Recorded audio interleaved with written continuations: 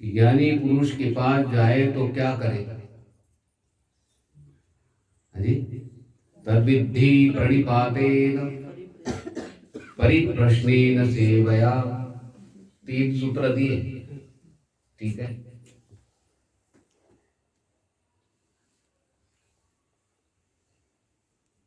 महापुरुष के पास गए हो, भगवान के पास गए हो, मंदिर में गए हो, तो कहते पहला काम कौन सा है भाई? प्रणाम करना। आप घंटा बजाते हो या मंदिर में जाते हो तो प्रणाम करते हो।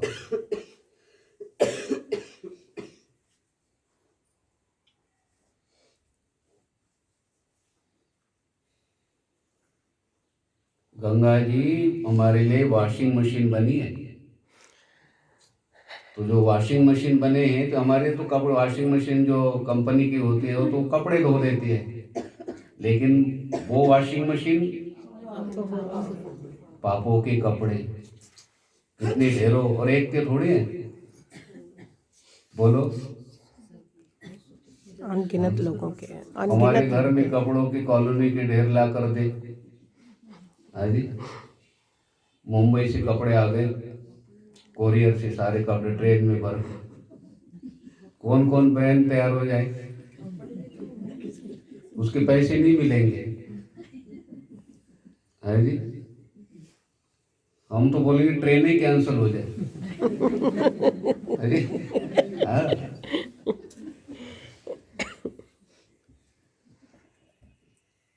ठंड के दिनों में भाई 1 चम्मच में माजना हो ना,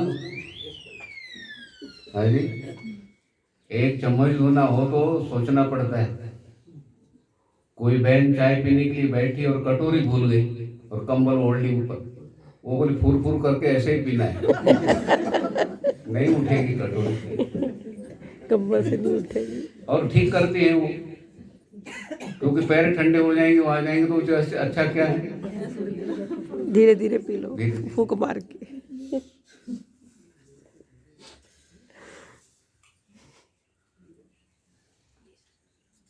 विषय कहाँ पर चल रहा है?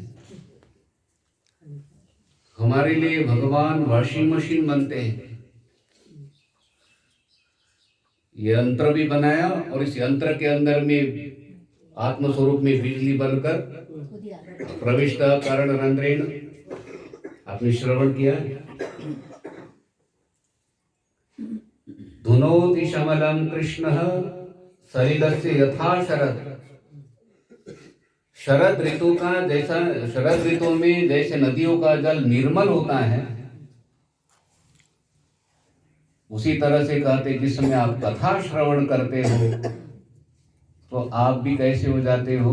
निर्मल, मतलब आपका हृदय पवित्र हो जाता है।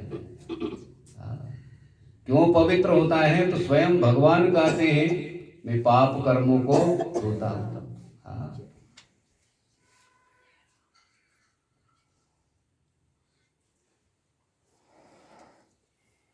पाप कर्मों को धोने वाले को क्या देते हो आप? वॉशिंग मशीन ने आपके कपड़े धोए हैं, आप समोसा आदि लेकर गए हो वॉशिंग मशीन के पास? है जी, बेचारी ने 2 घंटे तक कपड़े धो कर दिए। है जी, इसलिए कहते गंगा मैया हमारे पाप कर्म धोती हैं, तो पहले जल में प्रवेश करने के पहले कहते प्रणाम करना चाहिए, आचमन करके फिर प्रवेश करें। गंगा पापम,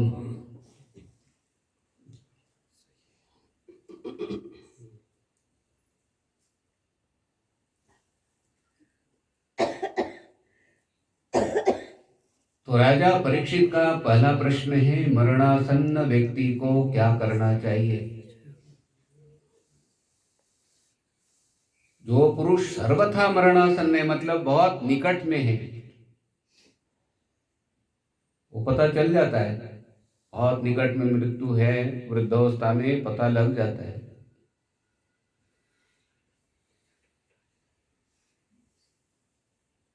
और यहां से ये नहीं मान लेना कि भाई वृद्धावस्था में भगवान का चिंतन करना है, ऐसा अर्थ नहीं लेना। निश्वासे नहीं विश्वास, शास्त्रकार कहते हैं कि बाहर आई हुई श्वास अंदर जाएगी कि नहीं, विश्वास नहीं कर। कदा रुद्धो भविष्यति, कब रुक जाती है? सामने रखा हुआ पदार्थ, सामने रखा हुआ भोजन ग्रहण कर पाएंगे, नहीं ग्रहण कर पाएंगे, इतना विश्वास नहीं करना चाहिए। ठीक है, ये बड़ा दिव्य प्रश्न है। हमें राजा जनक से शिक्षा मिलती है। राजा जनक ने क्या कर लिया था भाई?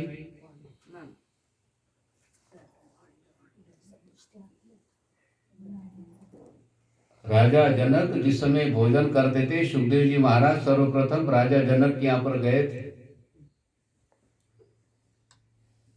जिस समय जंगल की तरफ भागने लगे ना, दो प्रकार के स्थितप्रज्ञ पुरुष होते हैं, एक बहुत विरक्त और एक राजा जनक। बहुत विरक्त बनना है तो सुखदेव जी जैसे, और दूसरे स्थित प्रज्ञ पुरुष कौन से बताएं? राजा जनक। जैसे आप घर में रह कर देखो, कथा का श्रवण करते हो, भोजन बनाते समय गीता जी के श्लोक बोलते हो, ठीक है।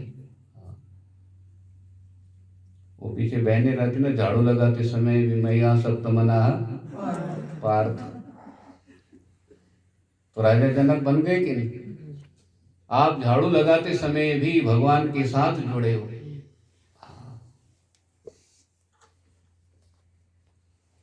तो सुखदेव जी महाराज जिस समय राजा जनक के यहाँ पर पधारे, तो जिस समय भोजन का समय हुआ, तो एक आसन पर सुखदेव जी महाराज बैठे हैं और एक आसन पर राजा जनक बैठे हुए हैं। लेकिन राजा जनक के सिर के ऊपर तलवार टांगी हुई थी। क्या? और सुखदेव जी महाराज उस तलवार की तरफ देख रहे थे। पूरी सारी चीजें तो राजा जनक की समझ में आई है, लेकिन ये चीज मेरे समझ में, यहाँ भोजन करते वहां पर तलवार टांगी थी। भोजन आदि होने के बाद में सुखदेव जी महाराज जी ने कहा, बोले राजन, सारी बातें समझ में आई, आप बहुत विरक्त पुरुष हो, पदार्थों में रहते हुए, वस्तु में रहते हुए आप अलिप्त रहते हो।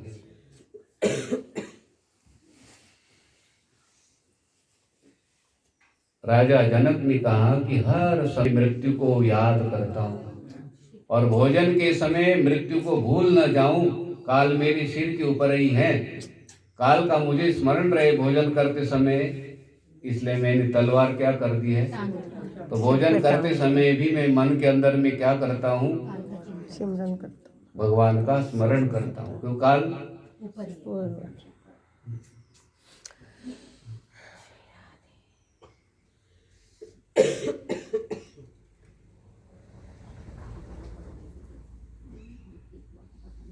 दुख होता है तो उस समय काल का स्मरण नहीं होता है।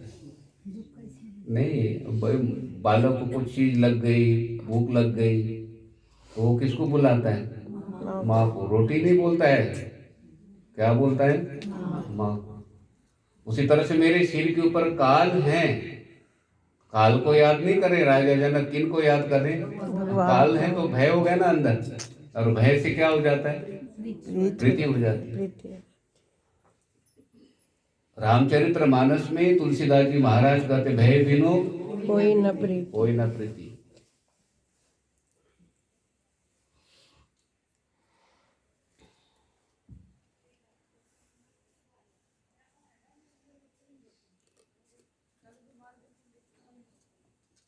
मृत्यु को, काल को याद करने से स्मरण अपने आप हो जाता है। क्या? स्मरण अपने आप हो जाता है।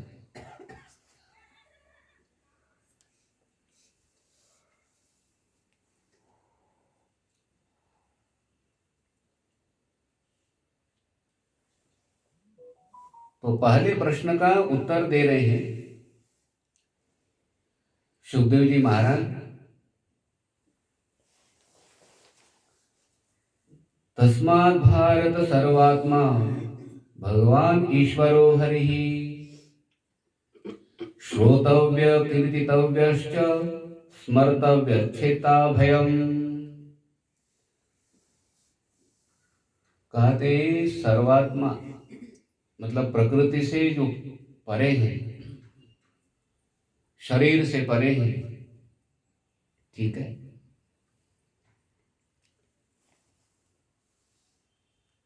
तो ऐसा जो अभय पद है, वो कैसा पद है? अभय पद। परमात्मा को अभय पद बोलते हैं, परम धाम बोलते हैं, ठीक है। और वो कैसे? सर्वात्मा है, सभी के आत्मा है वो, ठीक है। ये बिजली है ना, ये सभी लड़ियों की आत्मा है। और जिस लड़ी में आत्मा न हो, हैं? जो लाइट फ्यूज हो गया तो वो देखो कोई कोने में पड़ा रहता है, उसको कोई हाथ नहीं लगा। और देखते देखते दरवाजे के बाहर सीधे डस्टबिन में डालते हो आप।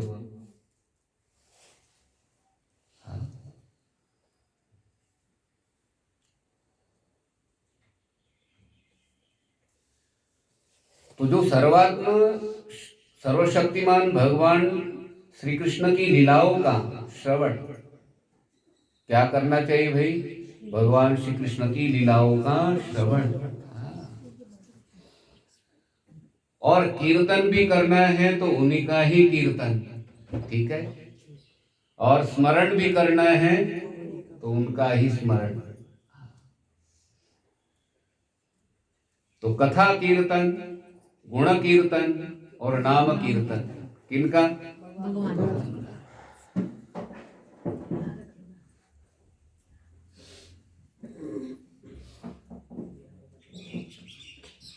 और ये मनुष्य जन्म का कहते हैं सबसे बड़ा लाभ है। क्या सबसे बड़ा लाभ क्या है? हाँ, ये आप कथा श्रवण कर रहे हो, सबसे बड़ा लाभ है। इससे बड़ा लाभ नहीं है।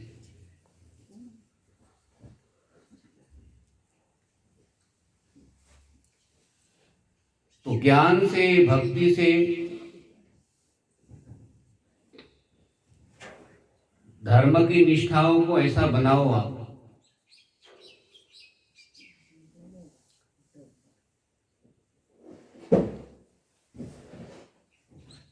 ठीक है। ज्ञान से, भक्ति से, धर्म से, ठीक है। अपने जीवन को ऐसा बना लिया जाए जिससे मृत्यु के समय में भगवान का स्मरण हो।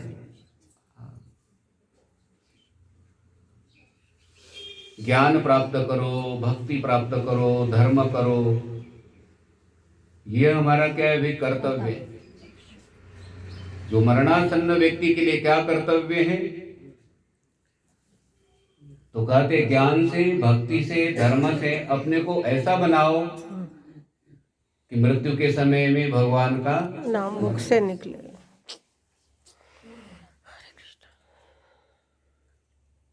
और भगवान ने शर्त लगाई है, शर्त दी है।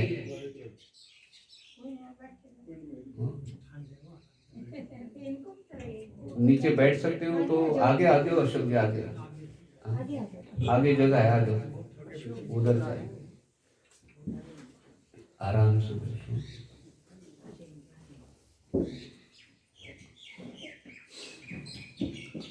आइए, आगे आना है तो आओ आओ।